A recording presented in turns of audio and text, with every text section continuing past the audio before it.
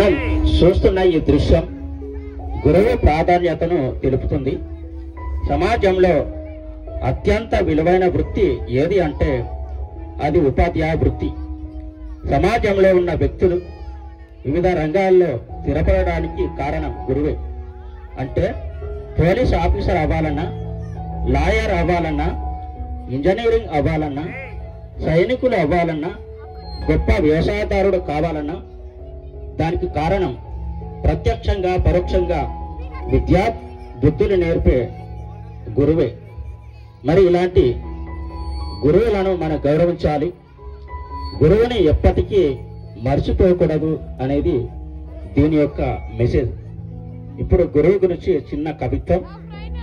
అక్షర జ్ఞానం, ఇంగిత జ్ఞానం, లోక జ్ఞానం అందించి నలుపు తెలుపులతో జీవితాన్ని రంగులమయం చేసే గురుదేవులకు వందనాలు, శిరసాపి వందనాలు. ధన్యవాదాలు.